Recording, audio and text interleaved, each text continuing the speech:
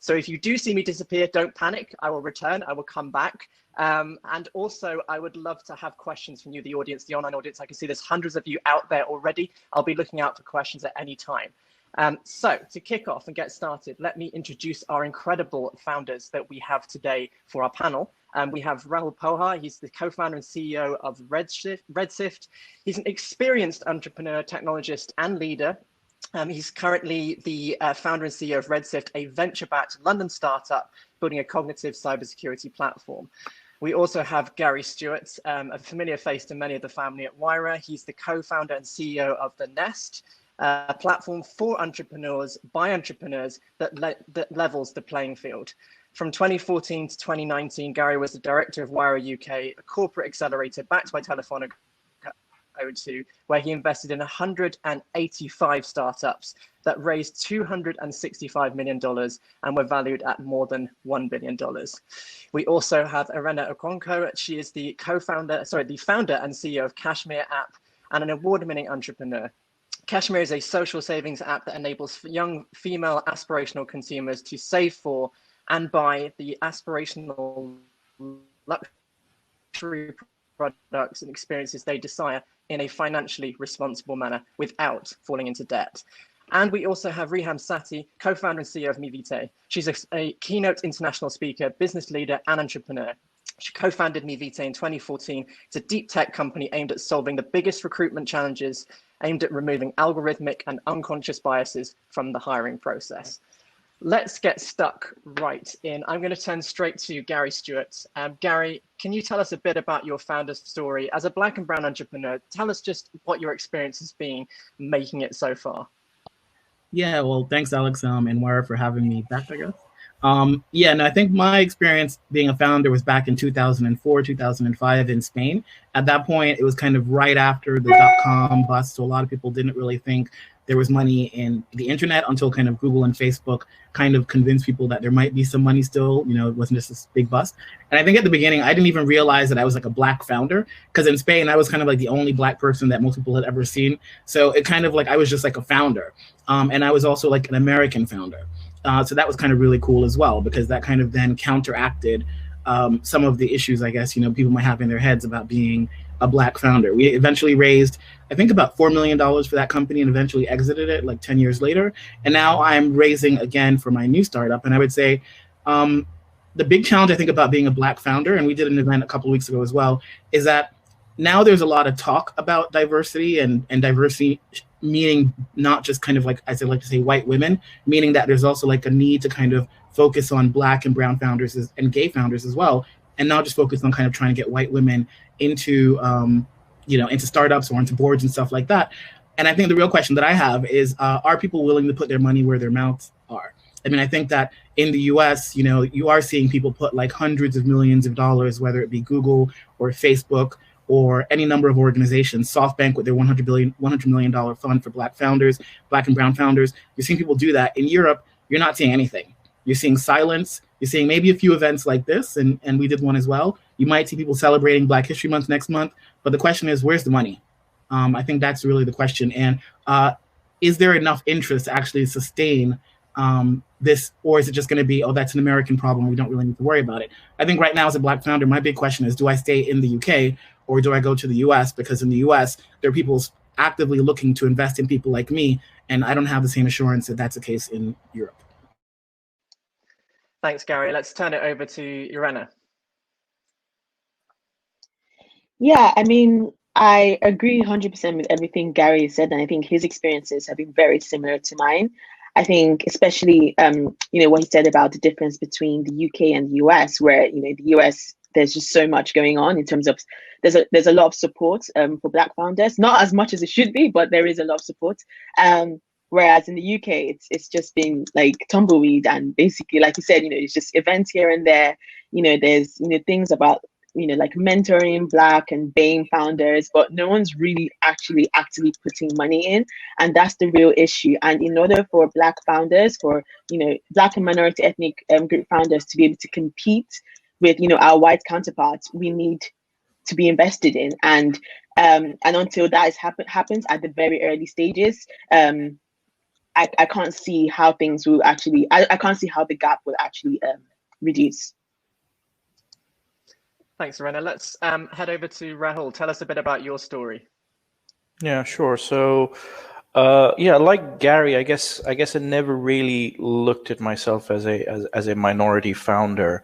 But over the years, I think it's been apparent that at the end of the day, VCs are pattern matching machines, right? And they haven't been because they haven't invested in as many, and not as many people have come and pitched them, and so on. Minority founders are less well represented in our industry. And to Gary's point, I think there's definitely less action here in the UK around with the social commentary that's going on versus the US. Maybe it's a US mentality of we have a problem, let's fix it.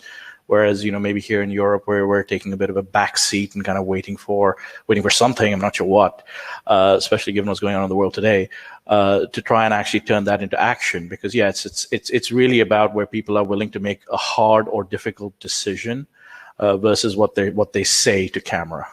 And I don't think we've really seen that happen here. Thanks. Let's move over to Riham. Let's hear about it. Yeah, no, I completely agree with what everyone said.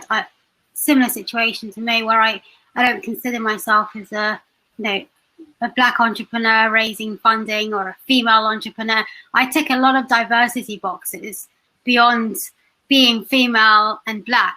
So if I think of it like that, then the stacks that are completely against me, and I wouldn't be raising any investment, right? It's easier to win the lottery if I think of it that way. And raising investment is not an easy feat at all. But when I pitch or when I talk to investors, and if they decide to not invest, I don't think of it because of its gender, age, sexuality, disability, etc. I just think about it as it's a patterns game, right? And there are other factors that I can't control. So I completely have to put that aside when going through this entrepreneurial journey, because otherwise you'll just get wrapped up in this whole concept.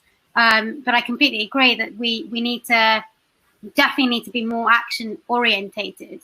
And for us, at the very beginning of our journey, we decided not to raise investments. We went down the grants route initially because we knew we could build up credibility that way to get us to the stage of where we wanted to be before raising investment or speaking to investors. And it's about finding people who support you and believe in what you do. Right? Those are the ones that are going to be very important and pivotal for your entrepreneurial journey. But just as a general point, I couldn't think of myself as a brown, black, female entrepreneur or any of those things throughout my entrepreneurial journey. I wouldn't let my mind think of it like that. Thanks, Riham. And I love what you were saying about funding as well. And I think it's a great moment to move the conversation on to money. Now, I should say as well that I'm also a founder. I founded my own business and was based at Wira, exited my business to Forbes. And so this particular topic we're segueing onto is definitely one close to my heart, and that is fundraising. Never an easy thing to do. And I really want to hear from our panelists, like, what advice would you give to today when in terms of getting that funding round through when you don't have the network? I mean, right now it's even more difficult, and we'll definitely dig into some of the challenges of doing that.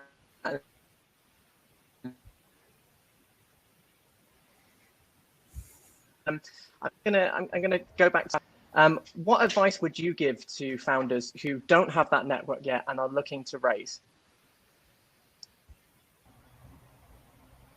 Sorry, who did you say, Alex? Because you kind of went out. I said Rahul, but Gary, you jump in, right? You jump right in. Oh, sorry. Okay.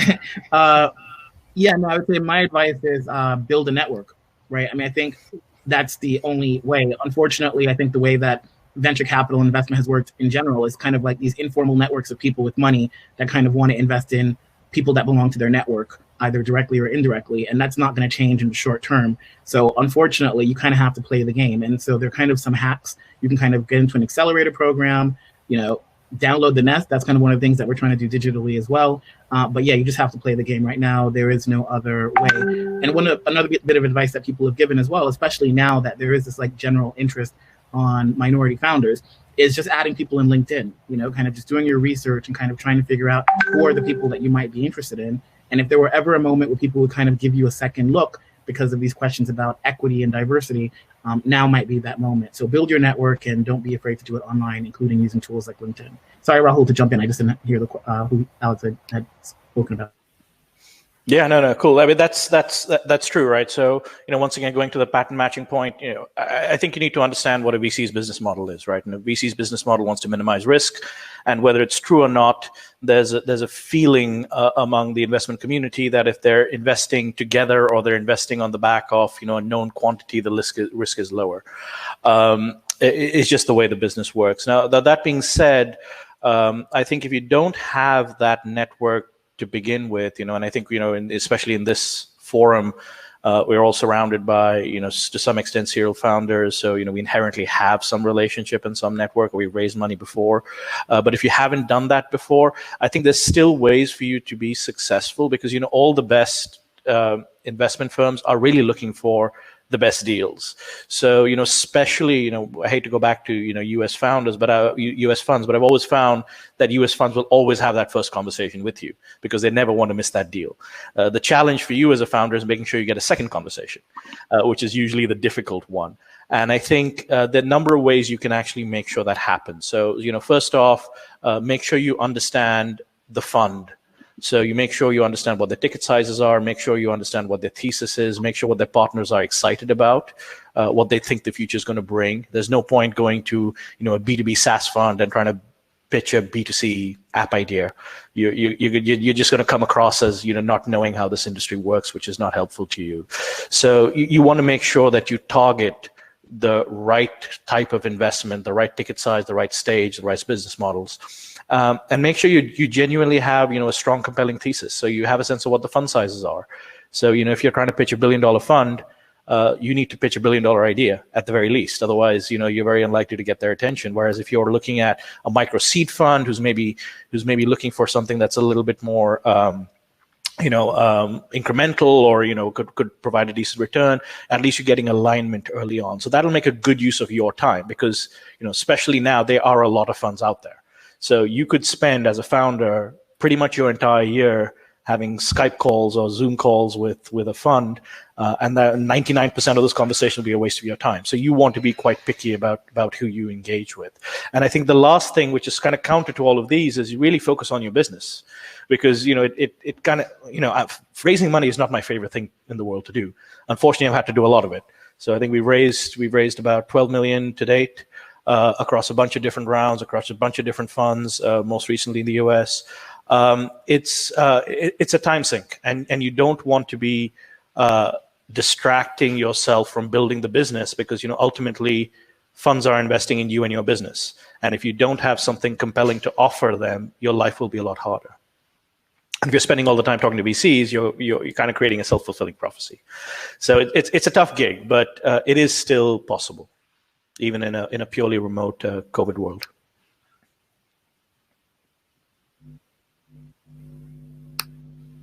I think you're muted, Alex.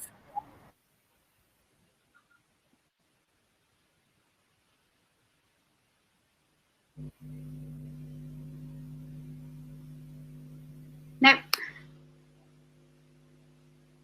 Nope. I assume you want someone else to answer the question. Okay, so I'll go next then. I think everything that everyone has said completely is valid. We didn't have a network as well initially when we started raising. We had to do everything from scratch. And the way, for those who are involved in accelerators, incubators, you can of course tap into their networks to meet investors. For us specifically, there are other techniques that we used. So there are lists out there where you can find a list of investors, VC firms, etc. Do your research really. A bit like what Rahul was saying, trying to narrow down the pool. Not everyone you're going to be able to pitch to. Not everyone's going to be in the same category. It might be the ticket size different. It might be the industries they focus on are slightly different. So narrow it down and find people that can introduce you to those investors or firms, etc. No one likes a cold call or a cold email, and just sending out your decks to anyone isn't the most efficient way of doing it. So finding an introduction or someone who can do it for you is definitely a way to go. Understanding, again, the investment criteria that these firms investors have, so the ticket size, revenue targets they're looking for, understanding what their criteria are, and very, very important. And actually, initially what I did is initially just have conversations to understand that at the very beginning. Not go in and pitch what I do or what I'm about, but just learn what they had to say, and see what criteria and if they matched what we were looking for or they followed the same ethos that we had, then I would then pursue that. And it's about them building a relationship onwards. It's about, giving them updates around what your, how your progress has been, what's regular, what any new news you have, any new updates. Just build that rapport, because it takes a while to raise investment. And a lot of people say that the 6 to 12 months. So you need to be able to build a relationship with someone in that time, but make sure you also have your material needed. Your data room is done, your decks, your revenue models, right? You don't want to waste time as well in that process. So that's just a few tips that I would give. Thanks, Riham. And can you hear me?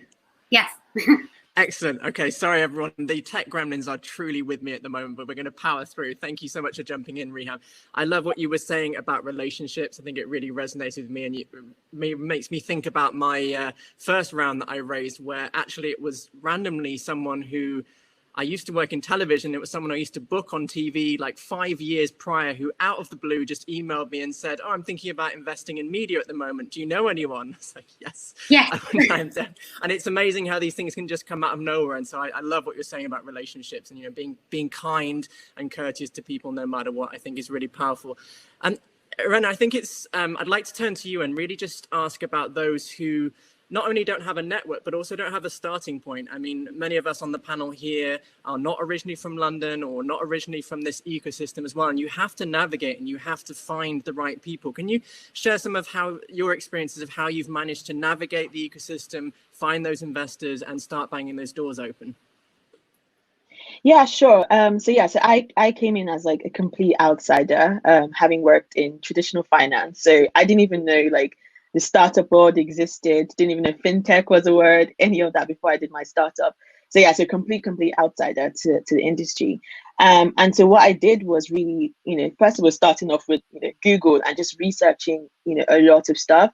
I remember just before I left my finance job, I used to go to loads of events, like fintech related events, tech related events, in the evenings after work, just to sort of build my network and start to talk about what I was doing. Because I think a lot of times, particularly early stage founders, you don't really want to talk about your idea, especially if it's still an idea, because you're scared someone will steal your idea, or maybe you're not confident about it. But I just I don't care. So I just used to talk about it everywhere I went, and that was really good, because what happened was that I'll talk to someone about it and they're like, "Oh, okay, this is really interesting. I know someone I can connect you with," and blah blah blah.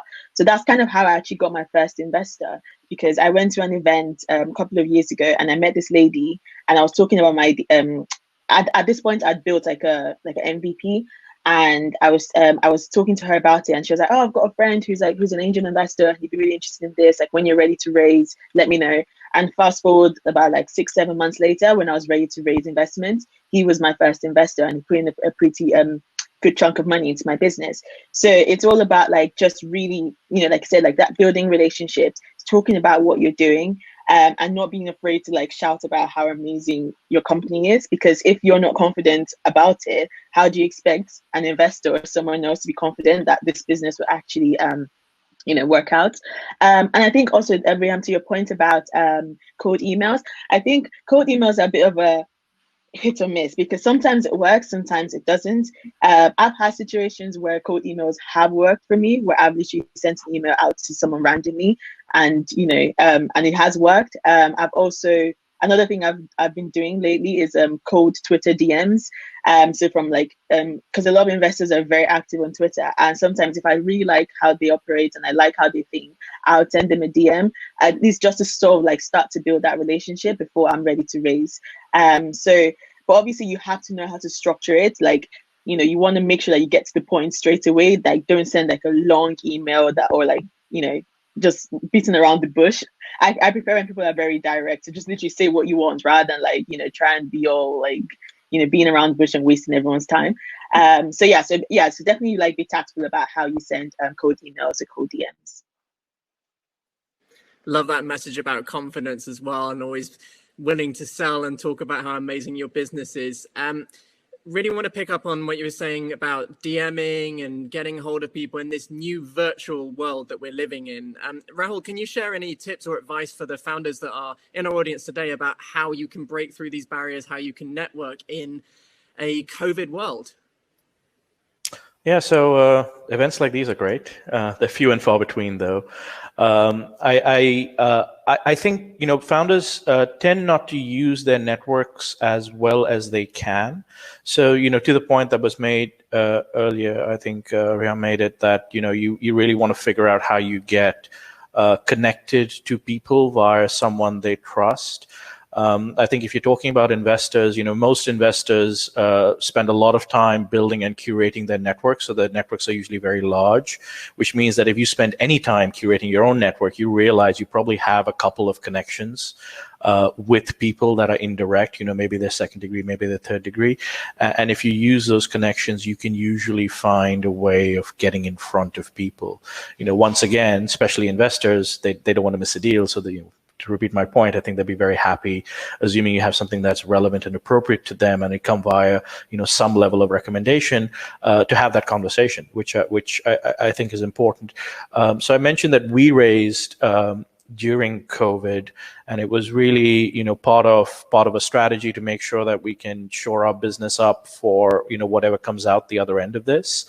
You know, we're expanding in the US, you know, we're venture backed, so we're investing heavily in growth. We wanted to see if we could, you know, put a little bit more cash into our coffers. And I think we actually had a few options on the table. And, you know, if I reflect back on how we got there, I think it was a combination of things. You know, one was making sure that of all the investors that we talked through over the years, we actually kept those relationships warm. So when we needed them, you know, they knew where we were on the business, and they were willing to talk to us. Actually, you know, the investor that we raised from actually came to see us just coincidentally a few months before we went into lockdown when they were traveling. So, you know, there was a current warm connection, which meant when we actually went to them and asked them if they were interested in participating in an interim fundraise, they were actually pretty open to the idea, even though it had to all be done over Zoom, and we never actually got to fly over to where they were and meet their partners and all that other good stuff. They had a certain level of comfort given the fact that we had been talking to them for this period of time. They knew we were legitimate. They knew we'd been growing. They knew our story. So I think those sorts of things are important. I think the one thing that is an advantage is, you know, VC funds are still investing, and, you know, no one's going in for those meetings. So for the most part, all of that investment is happening remotely. So you are no more advantaged or disadvantaged than anyone else who's raising capital right now. So I think, you know, we just need to accept that this is the way things are going to be for a little while, and make the most to hack it. So, you know, warm relationships are good. Keeping those relationships warm remotely is also very important. But, you know, to my earlier point, if you build something that people really want to invest in, they'll figure out how to invest in you.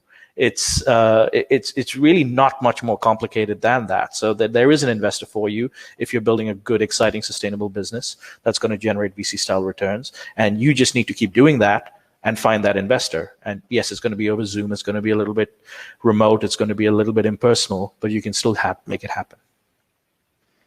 And I just want to move the conversation slightly forward about diversity as well. I mean, I'm going to speak for all of us on this panel, and I think for Moira as well, that, you know, we all care deeply about inclusion and about diversity, but it can sometimes be even more challenging in this remote world. And I'm turned to Gary actually and ask, how are you ensuring that diversity and inclusion can be improved even more in a remote world?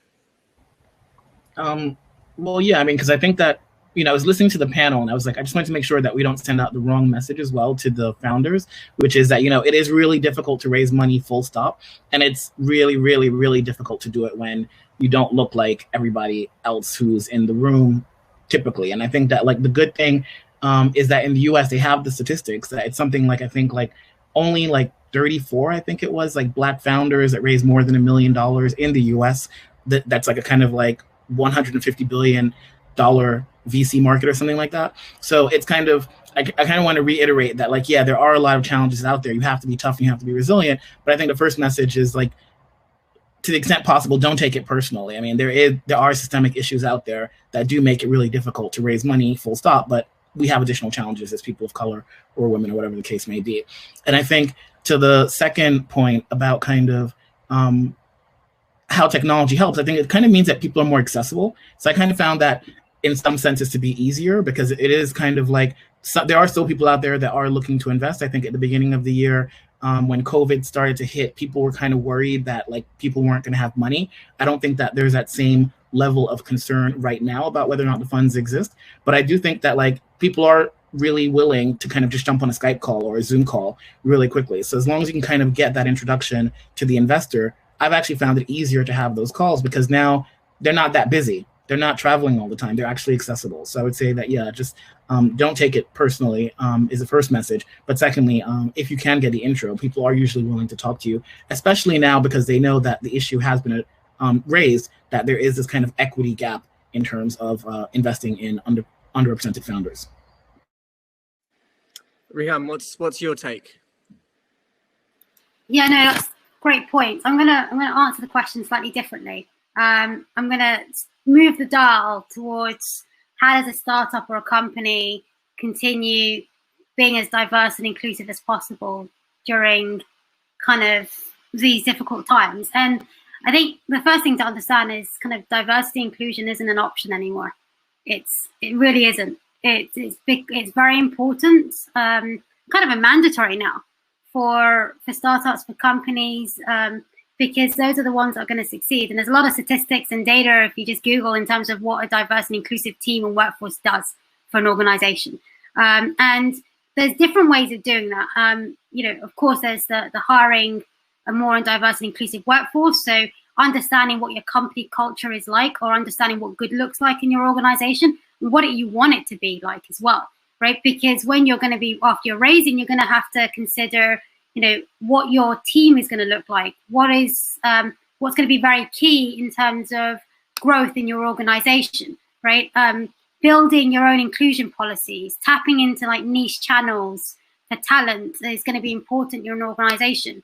And it doesn't just mean just measuring D&I metrics. And I've seen a lot of organizations doing that, right? And measuring them is one thing, but actually doing something about it is another, right? And so the way you brand yourself and what you put out to the outside world is going to be very, very important to attract and diverse and inclusive people and talent, investors, etc. And something that we try and do daily and day out, and something that we advocate constantly to organizations. And there's things you can do within, specifically I'm talking about hiring again, because that's what my forte is. You can look into, job description analyzers to try and make things a bit more balanced. You can do blind recruiting solutions. You can partner up with organizations that have missions that are aligned to what you do. But a lot of this has to be from the ground up. And it will take a bit of time, but I think it will make sure that organizations are kind of future-proof to making sure that you improve and continue to work on diverse and inclusive initiatives, not during COVID, but post-COVID, because those are the ones that are going to succeed in the long term. Thank you. And I feel like we've been having some of these conversations before about the need for better inclusion, the better diversity throughout the ecosystem. And as Gary said, there really has been a surge of awareness in the public sphere because of what's happening in the United States and across the world as well. But Urenna, could you speak to some of the success stories? Like, do you feel that there's any parts of this ecosystem, as someone that's joined from the world of finance, that are doing it right? Can you speak to any success stories or people that you think we should be looking to as great role models? Or have I given you a really I horrible think question there? particularly in the UK, yeah. I think we're still there's still a long way to go. For me to say any company or any organization is really a success story when it comes to diversity and inclusion. And that's just the honest truth. I don't know what else to add to that, but yeah, there's definitely a long way to go. I think, there's been a lot of talk about awareness and, people wanting to learn more about what's going on and stuff, but it's like, we're tired of this. Like, now we need action. And, yes, okay, let's do the awareness stuff, but we've been doing the awareness things for years. We keep, stating the same statistic of the number of Black women who have raised investments. It's been the same number since I joined the startup ecosystem. That's saying 0.00 something percent. We need to move that. We need it to get to 1%, 2%, 3%, rather than still the 0 point whatever percent. So, and until that active action is being taken, I don't really see how, things will actually get better. Thank you. I think it's such a true point. Even for me, now working for a US firm, like, it's been such an education to see over in the US. There's so many more role models there from different backgrounds that we can look towards, and companies that are making some positive noise. I want to move the conversation slightly into a different direction again. As you all are experienced founders, and you've already seen huge successes, I thought it'd be interesting for you to share some of your experiences of working remotely, and maybe any advice you can give to founders about how you can find balance. Because I know from my own partly bitter experience of having my own startup that, like, it is hard at the best of times, in a normal working environment, but now we're all sat remotely working from home. It feels like our working days never end. I'm curious to hear how you're keeping that mental balance, how you're keeping those boundaries between work and play and friends and family.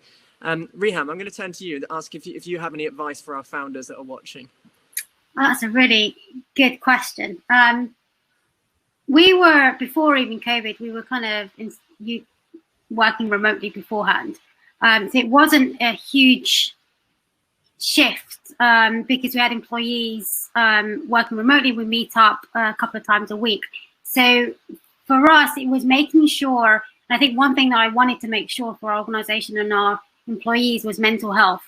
I think it was absolutely crucial. Some people live alone, some have families, making sure the morale stayed up throughout the process. And a lot of it, we actually did kind of meet up regularly and do activities that aren't just related to work, just to make sure everyone feels that there's a tight-knit family and community in our organization, because that's going to be so important. The future of work is changing and adapting, right? And we don't know how long this is going to be for. And it's going to be very important that everyone feels that they're part of something, and that they're all working towards the same goal and same vision, and making sure it's all balanced as much as possible.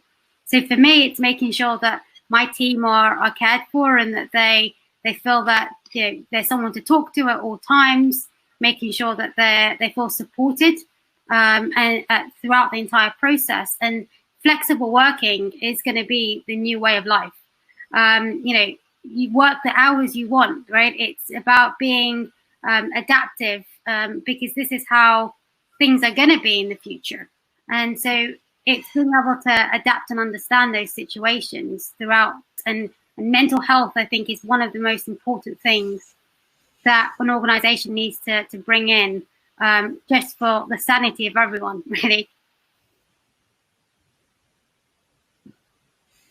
Yeah, I think you're completely right. This conversation around mental health and working needs to be talked about so much. Rahul, in terms of flexible working, it seems like it is the future. How do you personally find that balance and those boundaries? Are you working every hour? Are you flexible? Do you keep a rigid schedule? Share us some of your tips. Yeah, sure. So, I mean, it's been an interesting journey for us, because I think it's safe to say we were a bit old school before COVID. We had an office, everyone was in most of the time. We found it was great for a sense of culture, which I think is, always difficult to get your hands around, and a bit intangible. But also it was good for collaboration. and various other things. But we knew that the future was probably didn't look like this, right? We just didn't know what the change agent would be. We didn't expect it to be a global pandemic, but these things happen. When we saw that it was most likely we were going to have to move remote, we actually just embraced it. So we were in the process of setting up a US team. So we had a global POE organization, which basically allows you to employ people in different places, and we just embraced it. So we're probably going to be digital for the rest of our lives in one way or the other. Let's not worry so much about where people physically are. Let's just get the best people we can find wherever they are. And that sort of change in mentality actually really helped us capitalize on this. I think very recently we hired someone in Ecuador, of all places, and he's very unlikely to come into an office 9 to 5 while he works with us, but he's very much part of that team. So I think we've taken it as a bit of an opportunity, to the point of how do you make this work. I don't have all the answers, apart from the fact that we were a little bit lucky because, of course, the team, we're about 40 something people right now. A lot of that team have had the chance of working together in a physical environment, going out for lunches, going down to the pub after drinks, sometimes with Gary. They kind of have a sense of the community and what it means to be part of our company. So when we transitioned to remote working, using the tools that we have, the Slacks, the Zooms, et cetera, of the world, allowed for some continuity, and we put in some structural pieces. We always had Scrum. At the same time, we kept it virtual. We always had, water cooler moments and coffee hours to keep people engaged around the context, outside the context of a sort of task-oriented meeting. And I think that was quite important. But I think the big change that we did was we actually focused on this, which sounds a bit silly, right? But if you've ever worked with or run a startup, startups are always chasing a whole bunch of different things.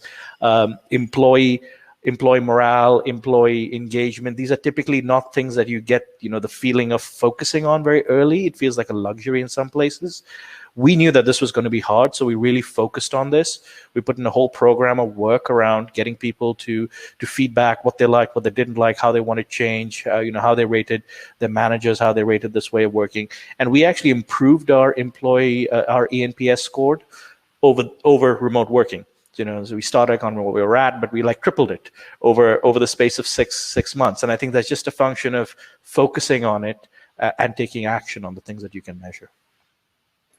Thank you, Rahul. I love all those points. And I don't know if all of our panelists have seen, we've had some great comments from our viewers as well. Lots of people getting very excited and some varying opinions about the joys and some of the highs and the lows of working remotely all the time.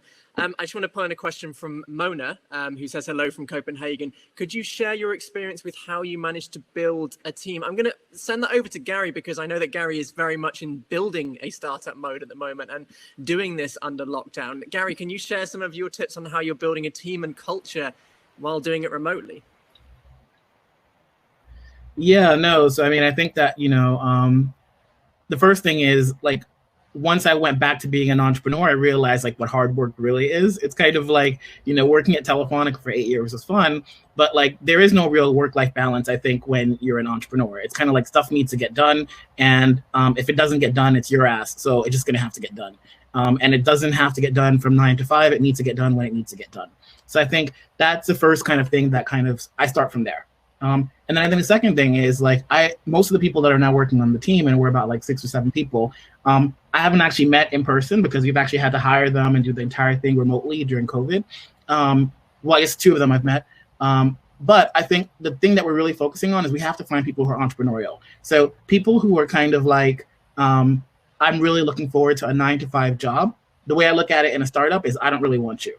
If that's what you're looking for, then you need to go somewhere else. But it's not to say that I need you to work 80 hours a week. I just need you to have that same mentality of things need to get done when they need to get done. And as long as you do that, you can have as much flexibility as you want. Some people on my team have been they've just flown away and they are in a different country. And then all of a sudden I'm like, what's going on? Oh, I'm in Finland for the weekend, or I'm in Finland for 2 weeks. I don't really care where you are. I don't care what hours you work. But the only thing I need to kind of make sure of is that you actually get what needs to get done. So I think that in terms of the culture, that's really kind of, I've been driven by this. I heard Reid Hoffman, I think it was. No, Reid Hastings, the founder of Netflix, speak once at one of these Telefonica management events.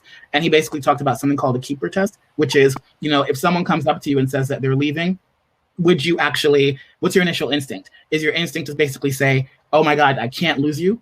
Then absolutely keep that person. And if your instinct is kind of ambivalent or, well, actually, I really don't care, get rid of the person. And I think that's the other kind of thing that I've really been focusing on. So as long as you have people who you trust, people who get shit done, then it doesn't make a difference where they work from, the hours that they work.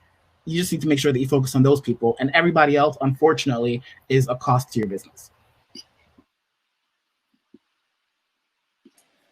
Thanks, Gary. Unfortunately, we are running out of time. We're just heading into our last couple of minutes. And what I would love to do for our last few minutes with our amazing panelists is to kind of stare into our crystal ball, if we could.